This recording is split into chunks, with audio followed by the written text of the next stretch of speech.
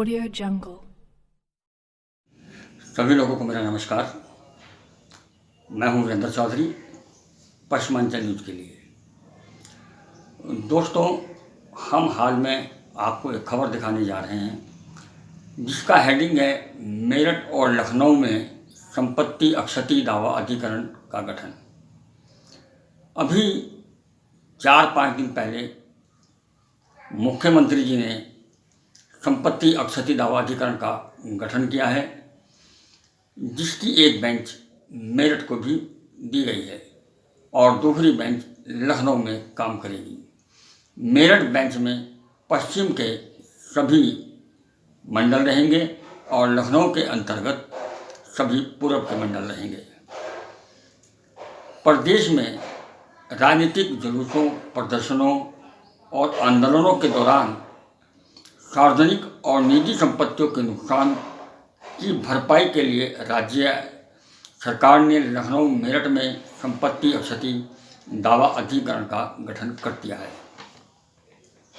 मुख्यमंत्री कार्यालय की ओर से जानकारी दी गई है कि मेरठ दावा अधिकरण के अधीन मेरठ मंडल के अलावा सहारनपुर, अलीगढ़, आगरा, बरेली, मुरादाबाद मंडल क्षेत्र की दावा याचिकाएं स्वीकार की जाएंगी और लखनऊ का कार्य क्षेत्र लखनऊ मंडल के अलावा झांसी, कानपुर, चित्रकूट धाम, अयोध्या, देवीपाटन, प्रयागराज, आजमगढ़, वाराणसी, गोरखपुर, बस्ती और विंध्याचल मंडल शामिल हैं। बताया गया है कि दावा अधिकरण को सिविल न्यायालय की सभी शक्तियाँ प्राप्त होंगी और उसी रूप में काम करेगा। उसके खिलाफ किसी भी अदालत में अपील नहीं की जा सकती। दोस्तों, ये अपने आप में बहुत बड़ी खबर है और इस खबर को देखते ही अभी पिछले दिनों बेंगलोर में दंगे हुए थे, तो कर्नाटक सरकार ने भी उत्तर प्रदेश के इस मॉडल को अपना लिया है। इस हिसाब से देखा जाए तो उत्तर प्रदेश सरकार, भारतीय जनता पार्टी की सरकार के प्रदेश मुखिया योगी आदित्यनाथ जी ने पहली बार एक अच्छा फैसला किया है जो हमारे पश्चिमांचल के लिए हक में है। अब हमें किसी तरह के दावा करने के लिए और उनके मुकदमे लड़ने के लिए लखनऊ जाने की आवश्यकता नहीं है। बहुत सालों से एक मांग उठती आ रही है कि पश्चिमी उत्तर प्रदेश को अलग बनाया जाए, हमें हाई कोर्ट की बेंच दी जाए, शिक्षा का मुख्यालय पश्चिम उत्तर प्रदेश में हो, पुलिस का मुख्यालय पश्चिम उत्तर प्रदेश में हो और यहीं से सभी उनकी सरकारी गतिविधियाँ संचालित हों।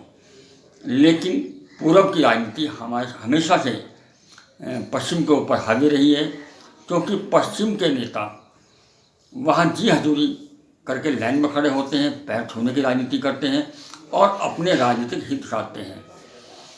ये एक खबर है, बड़ी खबर है कि मेरठ के अंदर दावा अक्षति अधिकरण का जो बेंच दी गई है, ये बहुत बड़ी खबर है जिसे लॉकडाउन के चलते हल्के में ले लिया। अगर लॉकडाउन ना होता तो ये खबर बहुत बड़ी चर्चा बनती और शायद विपक्ष आंदोलन भी खड़े करते।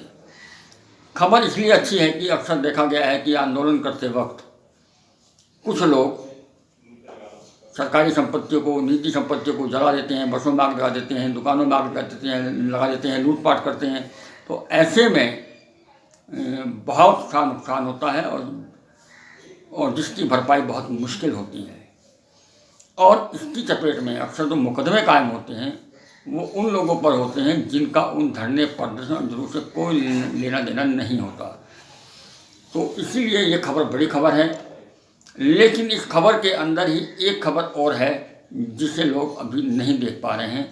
मेरे अपने विचार हैं कि पश्चिमांचल आंदोलन चल रहा है, चल तो काफ़ी दिनों से रहा है। आज़ादी से पहले की मांग है इस आंदोलन की। कभी गोलमेज सम्मेलन लंदन में आज़ादी से पहले इस मांग को उठाया गया था। उसके बाद चौधरी चरण सिंह, अजीत सिंह, मलिक साहब, बहुत से लोगों ने आंदोलन चलाए, लेकिन कभी भी आंदोलन सफल नहीं हो पाए। उसका पीछे मुख्य कारण जो मेरी समझ में आता है कि उन लोगों ने पश्चिमांचल शब्द का या हरित प्रदेश का या गंगा प्रदेश का जो उपयोग किया है वो सिर्फ अपने राजनीतिक हितों को साधने के लिए किया गया है, सिर्फ अपनी पार्टी के लोगों को जोड़ा है। उसके बाद बहुत सारे संगठन वजूद में आए, मैं किसी संगठन का नाम नहीं लेना चाहता, लेकिन उन संगठनों ने भी कभी इसे जन आंदोलन बनाने की कोशिश नहीं करी, ऐसा महसूस होता है।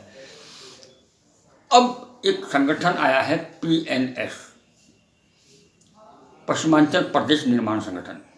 ये वो संगठन है, मैं इसके बारे में आपको थोड़ी सी 2 लाइनों में बता दूं कि ये उन दर्जनों संगठनों से टूट के वो लोग आए हैं जिन्होंने उस संगठन में शोषण बर्दाश्त किया है और उन्हें लगा है कि ये संगठन भी सिर्फ अपने राजनीतिक हितों के लिए बनाए गए हैं और इनका पश्चिमांचल से कोई लेन देन नहीं है।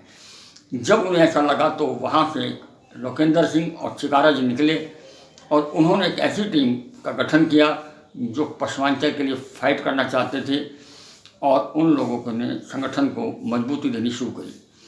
मेरठ, मुजफ्फरनगर, गाजियाबाद, सहारनपुर, बिजनौर, लगातार इन मंडलों के अंदर गांव-गांव जाकर वो लोग जनसंपर्क कर रहे हैं और अब अन्य संगठनों से भी जो लोग काम करना चाहते हैं, पश्चिमांचल के प्रेमी हैं, पश्चिमांचल प्रहरी हैं, वो लोग भी उनके साथ जुड़ने लगे हैं और ये संगठन ताकतवर होता जा रहा है। तो ऐसा नहीं है कि सरकार को पता नहीं है कि पश्चिमांचल निर्माण संगठन क्या कर रहा है, क्या नहीं कर रहा है, उनकी क्या गतिविधियाँ हैं।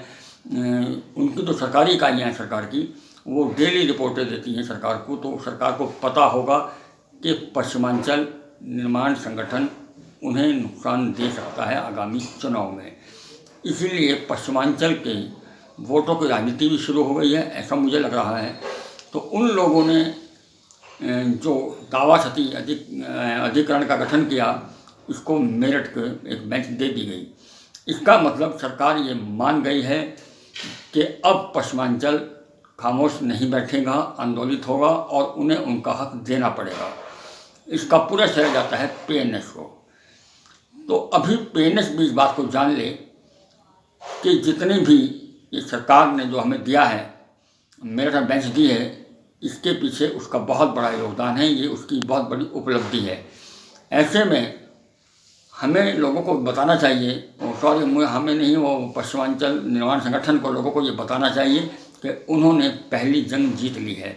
और कभी कभी मुझे लगता है कि जगह पश्चिमांचल विद्युत वितरण निगम बना हुआ है, अब ये पश्चिमांचल के अंदर ये बेंच दे दी गई, तो सरकार पूरी तरह मन तो बनाए हुए है, लेकिन वोटों की राजनीति उन्हें ऐसा कुछ नहीं करने दे रही है कि वो पश्चिमांचल की घोषणा कर दें।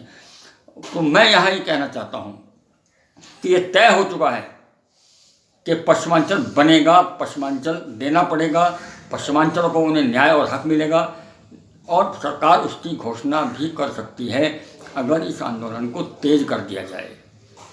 मैं ये बात इसलिए कह रहा हूँ कि ये जो अधिकरण का गठन हुआ है और मेरठ को बेंच दी गई है, ये इसके पीछे बहुत बड़ी राजनीति भी हो सकती है, लेकिन पश्चिमांचल के लोगों को, संगठन के लोगों को, पूरे पश्चिमांचल के लोगों को इस बात पर शांति नहीं होनी चाहिए, सब्र नहीं करना चाहिए, क्योंकि ये एक लॉलीपॉप थमा दिया गया है उनके हाथ में।